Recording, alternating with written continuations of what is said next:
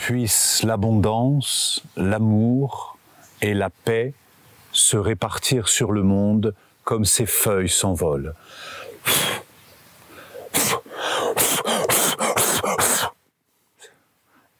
L'importance des rituels, les Chroniques du Moulin, saison 5.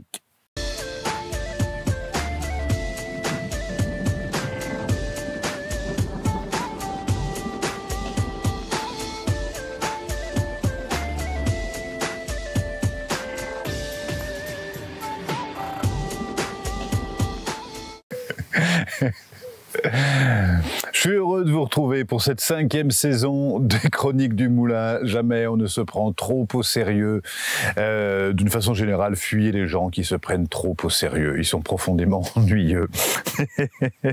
Pour moi, c'est vraiment important d'évoquer ces thèmes qui sont des thèmes profond, sincère, intime, sans se prendre au sérieux. La profondeur, c'est pas la gravité, et la légèreté, c'est pas la superficialité. Donc je crois qu'on peut être profond et léger, et en tout cas je vous encourage à y aspirer.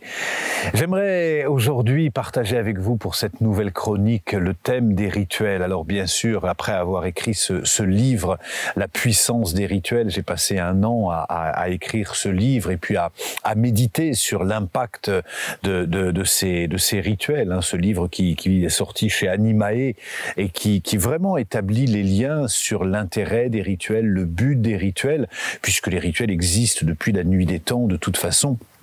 Ils existent pour établir des liens entre le monde visible et le monde invisible, et ils ont été beaucoup un lien avec la spiritualité et par extension avec les religions. Ce sont les religieux qui se sont le plus appropriés les rituels de naissance, de décès, de mariage, d'extrême onction, de pardon, etc., de sacrement, de purification. Dans toutes les traditions spirituelles, on va utiliser le rituel pour établir un lien entre le monde visible et le monde invisible. Une vie sans rituel, ça serait juste impossible. Imaginez que vous ayez perdu un proche et qu'on se dit bah il est mort, bon bah tiens, je l'ai mis à la poubelle. Ça serait juste impossible, c'est un sacrilège, c'est impossible. Donc on va avoir besoin, et d'ailleurs les premiers rituels de l'humanité ont très probablement été des rituels funéraires, puisqu'on a trouvé dans les premières sépultures de l'humanité, on a trouvé des pollens de différentes fleurs. Donc on peut imaginer que la famille, les proches recouvraient les corps des défunts de fleurs. C'était déjà un premier rituel. Et ces rituels, on va les retrouver sur les 5 continents, des rituels de purification, des rituels d'alliance, des rituels de séparation, de protection, et ça serait juste impossible de vivre une vie sans rituel. Pas seulement sur un plan spirituel, mais sur un plan de s'ouvrir à quelque chose de plus large, puisqu'il existe aussi des rituels laïques. Quand on crée par exemple un édifice, on va commencer par poser une première pierre symbolique. On va couper le ruban une fois que l'édifice est terminé. On va appeler le symbole, et donc on va appeler le sens. Si on n'a pas de rituel, on n'a pas de sens. Et c'est ce qui rend d'ailleurs le rituel souvent mystérieux, et c'est ce qui fait que les rituels ont été souvent l'appropriation de sociétés secrètes, que ce soit la franc-maçonnerie, les Illuminati ou les sociétés criminelles comme la mafia, ou etc. Dans toutes ces sociétés, on va avoir un sens à quelque chose. Si jamais je prends, par exemple, de l'eau et puis que je mets sur une plante, on sait très bien ce que je fais, j'arrose la plante. Mais si je prends de l'eau et puis au début d'une cérémonie, avec l'annulaire droit, j'asperge cette eau, on va se dire, mais qu'est-ce qu'il fait? C'est bizarre, on ne comprend pas le sens de ce qu'il fait. Et ça, c'est insupportable parce que ça va être un rituel caché.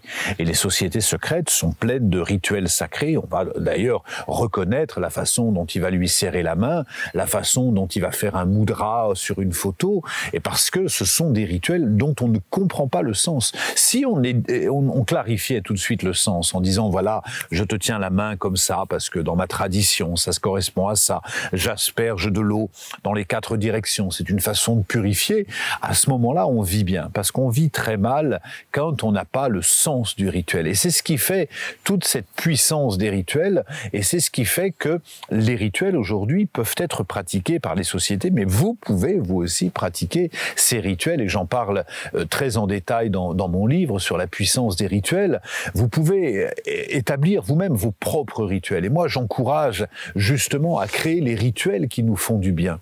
Et un rituel, c'est une association entre une intention et un geste. L'intention, c'est l'intention de créer du lien, c'est l'intention d'ouvrir une nouvelle direction, de pardonner, de se souvenir ou d'oublier, de terminer, de clôturer, de finir, etc.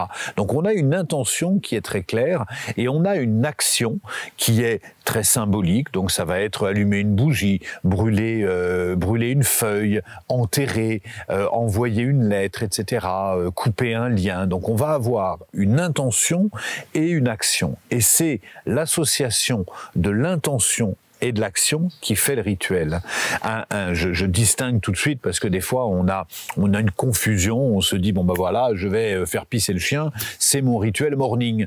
Non, c'est pas un rituel, c'est une habitude. Je me maquille tous les matins, ça me fait du bien, c'est une habitude, c'est pas un rituel.